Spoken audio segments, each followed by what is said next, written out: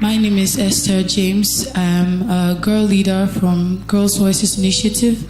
I'm 17 years old and I'll be moderating this panel. I first experienced this project, it in a Girls Voices workshop at Government Secondary School Cairo in 2016, and since then it's been a ride. I've been educated, inspired, and motivated to carry on the advocacy for girls' rights, and I'll be doing so here today. I'll first of all ask a question to Ms. Caroline Seaman.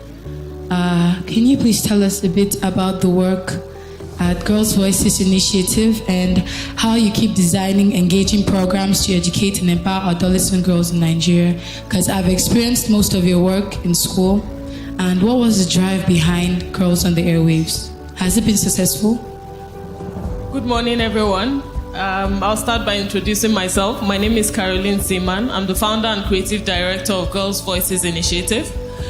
Girls Voices Initiative was established in 2013 and basically to create a platform for girls to come together, identify their voice, and be empowered to use their voice to lead their own advocacy. Many times we do such fabulous and amazing work in the development sector, speaking about issues affecting girls, but we forget the girls' voices themselves sometimes. And for us, that's the heart of the work that we do. It's basically to bring the girls together, educate them about these issues, and position them to lead their own advocacy, because many times their voices can join to support the work we're doing to actually create a platform for them to advance their interests and their rights in society. So Girls Voices provides various skills to adolescent girls, basically girls between the ages of 10 to 19 years old. We work primarily with government schools, basically because we identify a larger group of vulnerable girls within that environment. And we basically provide them with different skills, life and social survival skills, digital and financial literacy skills, and advocacy and citizen journalism skills. So we're training girls to actually take the space and actually better support all the amazing work we do within the development sector to advance their rights. Like so many speakers mentioned today, we have the Child's Rights Act in Nigeria, a very fantastic legal instrument that's meant to protect the rights of children in Nigeria. But many times we find that children's rights continue to be violated with very little protection and support in place to actually support the kids. And for us, we know that girls are even worse off in that space because many times their voices are absent. Already the structure, the patriarchal system we have in Nigeria wires girls to believe that you just stay silent, don't speak when adults are speaking. And we're telling girls, no, you have a voice. You can actually make your voice count in society. And so when we educate girls, we bring them together, have different girls' workshops for them. So we create safe spaces where they are learning about these issues. And then we create platforms where they engage with policymakers and actually start to speak about these issues. One of those was a recent project we organized with support from the Canadian High Commission. And it was a computer program, basically helping girls to use technology to create creative ways they can lead their own advocacy. We know that these are girls who are in school and rarely have opportunity to come to spaces and environments like this where they can contribute effectively. But with all that we get to do on social media and within the technology space, they can reach wide audiences with their messages. And so we gave them different skills. We worked with a particular group who were learning how to use Google tools to do their own research, and they conducted research within their school, Government Secondary School Garki, and they were able to find firsthand that out of 258 girls that they gave questionnaires to, 154 already ticked that they were defiled before they turned 12. And for them, that was an alarming reality for them, that this thing we're learning about and talking about is right here with us in our schools. And then they were also shocked to find that some of their teachers, the moderator told us earlier today that we've been talking about rape like it's the only gender-based violence. We did have teachers, vice principals say starvation is not a form of violence. They said kidnap is not a form of gender-based violence. And it's really because they don't know these things. And for us, a lot of the issues was how do we actually make the message about gender-based violence very simple and understandable for the everyday Nigerian to understand how easy it is for you to actually commit that crime against a human being, particularly a child. And these girls successfully did an amazing work, and they inspired why we came up with Girls on the Airwaves. And it was basically taking girls to the radio station to use this period of the 16 days of activism to speak out about gender-based violence and use their own stories to mobilize community action to end violence against girls and women. And it was an amazing experience. We continue to be inspired as Girls' Voices to use platforms like these, creative platforms, to position girls to take the lead, to actually talk about these issues. And that way we can successfully contribute to the amazing work we do in the development sector. Thank you. Thank you, Ma.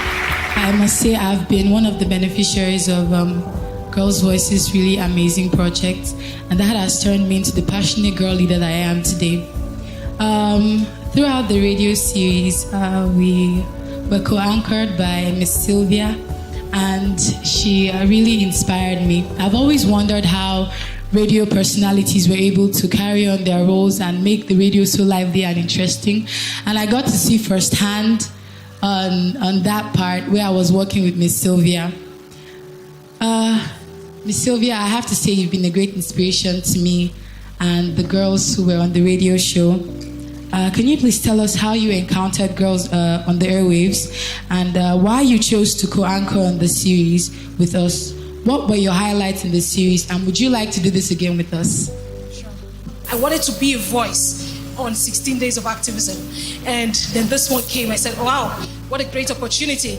And working with girls, 30 girls or so, different girls every day from Gariki Secondary School, it was a pleasure because I had to see what their mind, what they are made of, what they have inside. They brought it all out. They were so passionate about what they were saying and the cause that they were championing. And I just feel like I have learned a lot from the girls. And going home, I tell my kids, I have 2 kids, and I tell them every day that this is what I did today. So know that, my son, I'll tell him, know that you're supposed to treat your sister right, and your sister, you have to respect him also, and then you have to be treated right by the way you bring yourself. So they always ask me, and I always look forward to telling them that I met this girl, I met Esther, I met Favor, I met Godia, and this is what they had to say. Sometimes I record those programs and let them hear it, so that the girls or my children won't be victims tomorrow, because this is why I did it, because I don't want my children to be victims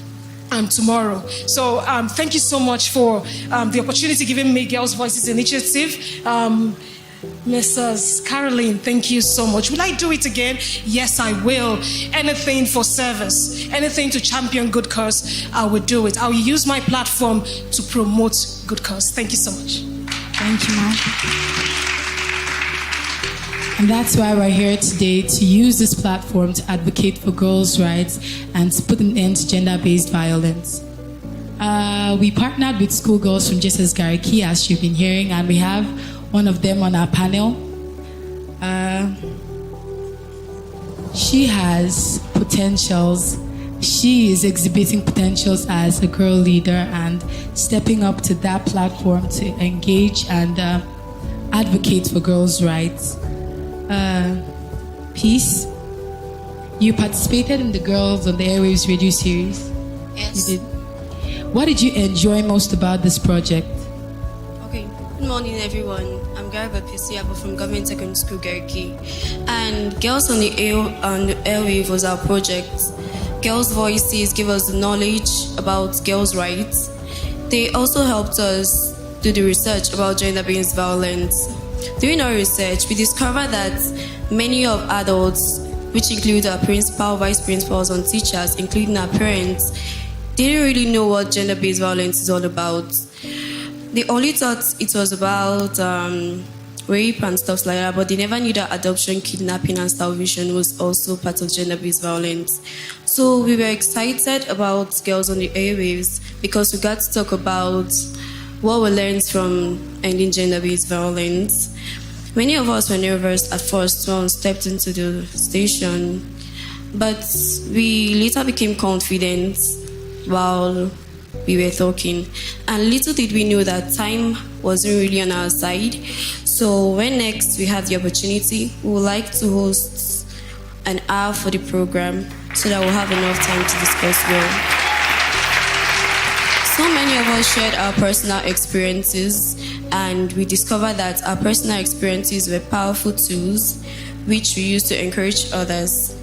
And we were actually excited when we got callers, and it was quite interesting to hear a caller trying to justify sexual abuse on our show. And all of us were so emotional. We wanted to find out who the caller was so that we'll convince him that there is no justice for any form of gender-based violence. I wish we could do this program for a long time, because we don't really have time to talk about things like this, because it's an elaborate topic, and so we would need to do more to stop gender-based violence in Nigeria and all over the world. Thank you. All right. As I mentioned earlier, I've had the remarkable journey working with Girls' Voices and advocating for girls' rights. Being on the radio at first kind of got me all nervous because it was my first time, but it was really exciting knowing that about 8 million listeners tuned in to listen to us on every episode. And it was really wonderful to have people calling in from far states like Kogi. I didn't know we reached that far. That's to tell you how much influence we can have with the media. And I really want this to continue. Let's not allow this activism to just stop with the 16 days, but we should carry on with it in every day of our lives. For those who missed out on the episodes on the radio, you can follow us on social media to continue the conversation. Our podcast series are available on our website and our SoundCloud channel. Visit www.girlsvoices.org to learn more about the Girls' Voices initiative. We're looking forward to hosting bigger projects that will reach farther, and we're looking forward to keep on advocating for girls' rights and to put an end to gender-based violence. Thank you very much.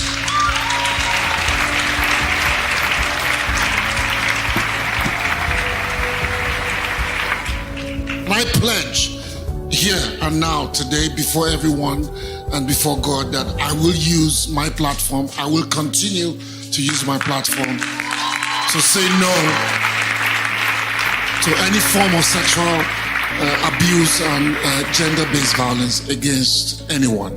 We have to agree that it's no longer cool to hit a woman. This, for me, is a personal commitment. I will say, like Jakore has said, and as Uncle IMD has said, this thing has to stop, and it has to stop now. And it has to go beyond, just the 16 days of activism and all that we say, in the moment and how we feel.